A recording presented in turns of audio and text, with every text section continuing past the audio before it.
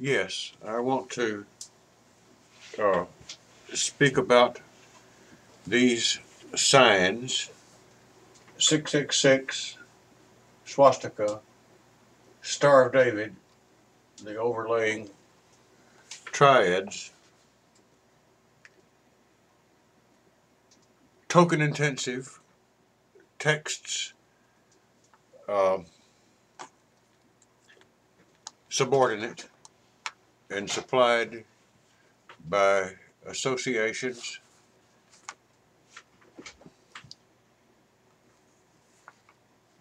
These are tokens of texts that bind time, that are used to mix and match others in discourse to make impossible sign uses for space.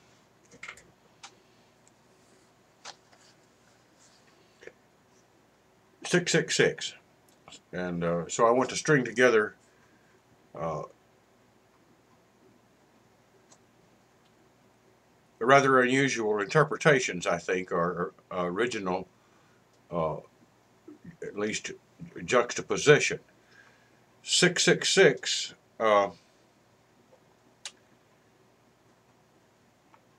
is in Babylonian sexagesimal system, in which 6 goes over to 6. 6 is the unit. It's the unit of units. And so 666 would be 36 over to 216.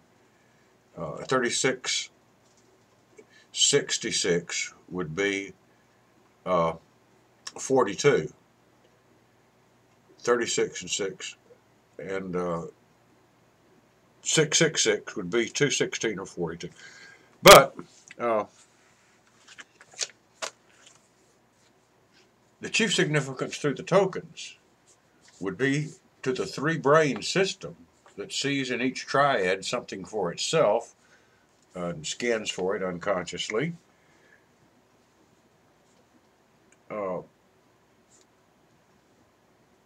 It would stand for the totality of incompleteness. Each of the brains is represented as unattaining its completing seventh, as if stuck on the Ouroboros wheel.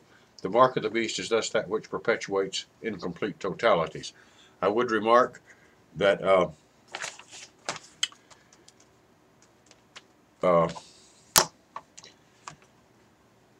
this interpretation still preserves the accumulation of functions by 6 for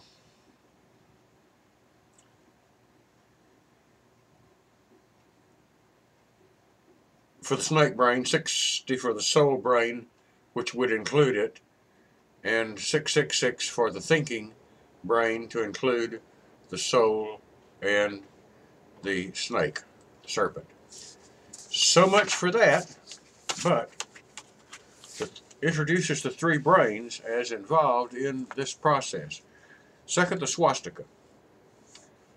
According to Wilhelm Reich, this is the symbol of rigid, unfeeling, mechanical sex.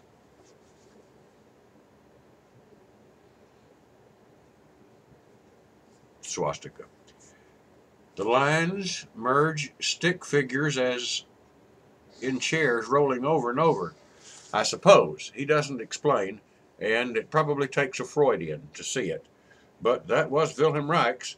Now, since the arms of the swastika can be flipped left, right, tacitly invoking reversal as if it's seen from the other side with an associated meaning, it also stands in Reichian grammar for homosexual discourse, which issues in the non-fecundity of the union and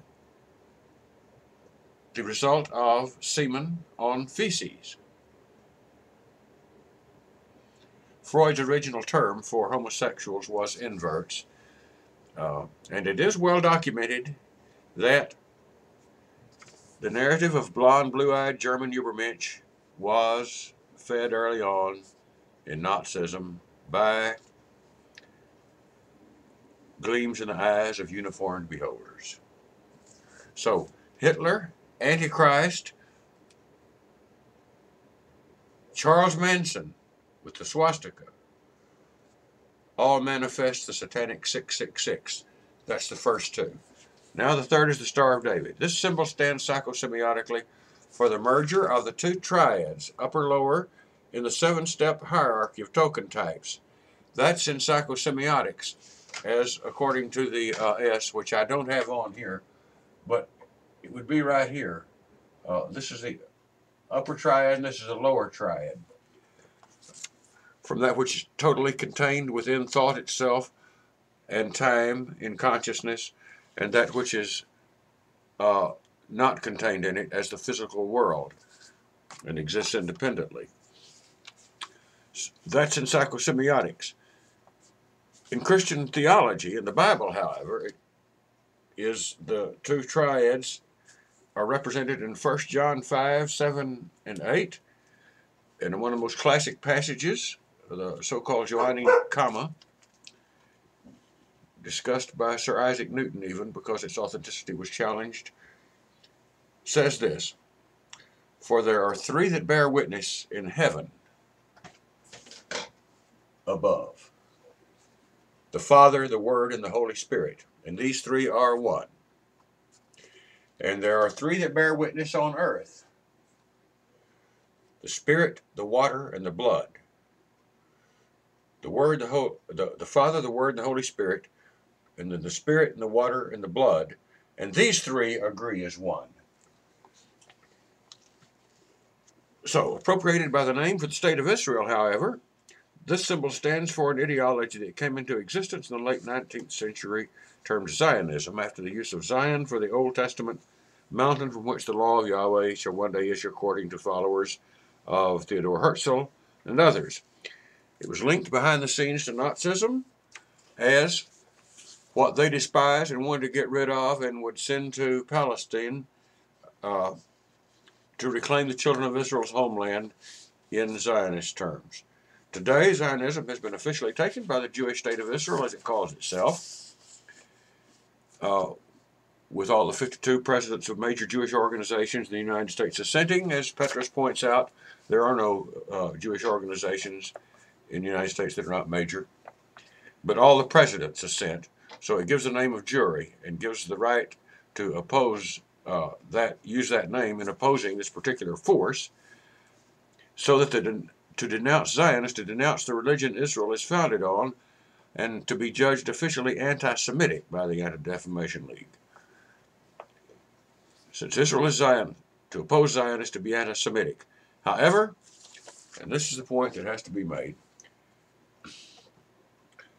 the term does carry religious significance, which violates the U.S. Constitution's requirement of no recognition of gods, foreign or domestic, by the government, and that's the first 10 words, the First Amendment.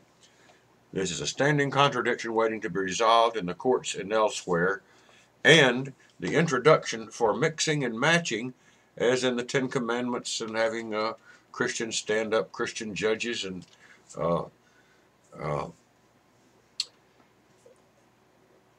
have stones with it embodied on it, carried and put into place in the county courthouse squares, etc.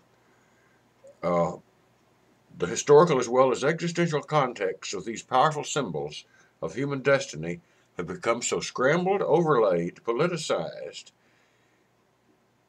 that the deep continuity of archetypes of darkness are sure to overtake us through their use without much concentrated work. And that is the strategy for the political action coming from this, to block the contradictions that result right here after the processing has gone through these, before they get into the common cosmic discourse. These three triads overlay one another depending on the space-time ratio. I hope I was able to get this out.